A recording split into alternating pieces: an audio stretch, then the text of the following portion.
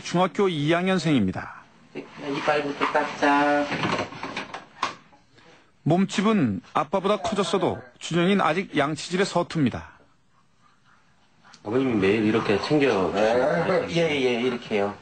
닦고, 다시, 그 다음에 위에 돌려서. 씻고 입는 것을 옆에서 늘 챙겨줘야 하는 발달장애라서 마냥 어린애로만 여겨졌던 준영이가 얼마 전부터 아빠를 당혹스럽게 하고 있다고 했습니다.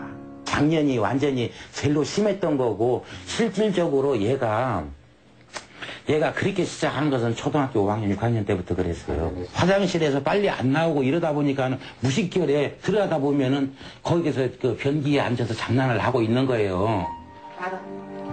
오래전 이혼한 후 혼자서 최선을 다해 남매를 키워온 아빠. 그런데 사춘기가 시작되면서 아이가 보이는 행동에 큰 충격을 받을 수밖에 없었습니다. 화장실에 가서 진짜 막 이렇게 그렇게 하고 앉아 있는데 아주 뒤로 넘어질 뻔했어요. 그때는 그래가지고 너무 놀라가지고 아무 얘기를 못했어요. 얘한테 앞이 캄캄한 거예요.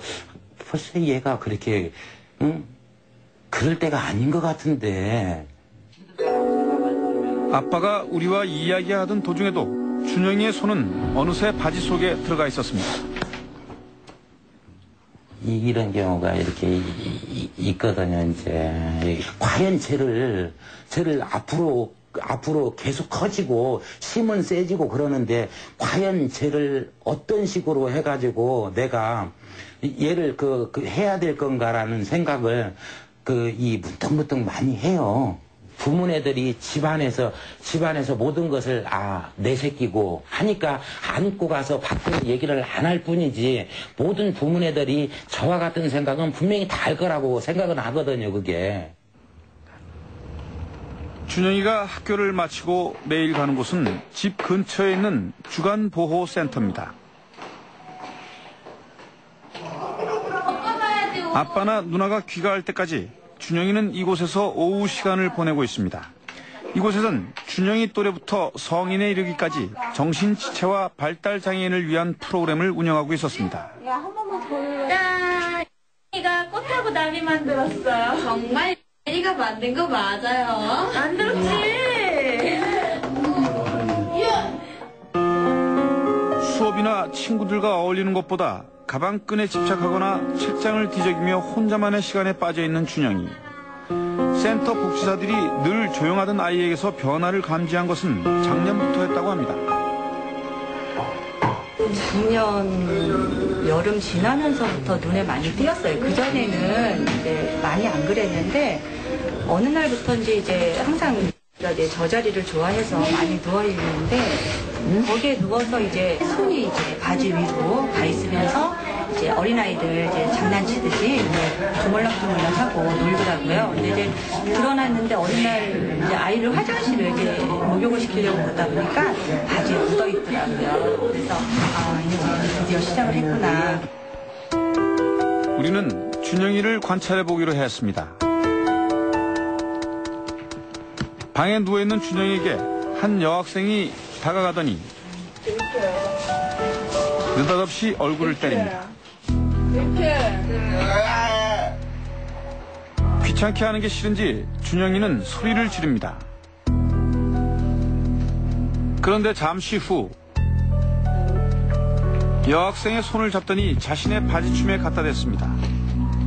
하지만 여학생은 이것이 어떤 상황인지 파악하지 못하는 듯 했습니다. 아무 반응이 없자 준영이는 자신의 손으로 바지춤을 만집니다. 얼마 후 여학생은 무심하게 자리를 떠버렸고 준영이는 다시 가방끈을 가지고 놀기 시작합니다.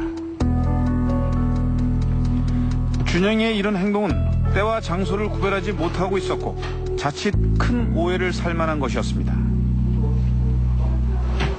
자율행위 같은 것들이 훈련이 잘 안 되면 상처가 난다든지 또 아무 장소에서나 한다든지 해서 남들한테 피해가 되고, 그러니까 저희들이야 얘네들을 알고 생활하니까 이해를 하지만 일반 사람들은 이해하지 못하고, 그러니까 일단 처음부터 처음부터 거부 반응부터 나타날 거라고요. 그렇기 때문에 그런 행동이 바르게, 그러니까 스스로 최소한으로 자기가 처리할 수 있는 방법을 가르칠 수 있는 거는 현장에 있는 선생님들이나 어떤 전문적인 가족들의 도움도 필요하고, 이렇게 좀 체계적인 훈련이, 그 교육이 참 필요한 것 같아요. 한 가지 행동에 집중하기 시작하면 집착으로 이어지는 발달장애의 특성을 가진 준영이에게 복지자들은 관심을 다른 쪽으로 돌리도록 유도하고 있지만, 그렇다고 항상 준영이만 지켜볼 수도 없는 상황이라고 했습니다. 저녁 무렵 준영이는 집으로 향했습니다.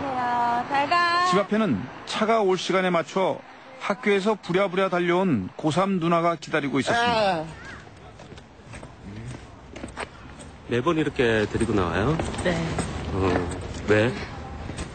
그 집 엘리베이터에 층수 못 누르고요. 집으로 찾아서 못 들어가니까요.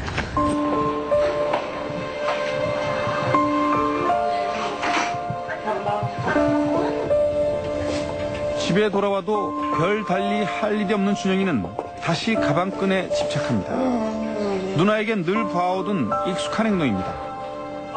하지만 사춘기가 찾아오면서 시작된 동생의 자위 행동은 난감할 수밖에 없습니다. 아빠를 불렀다가 그냥 뭐라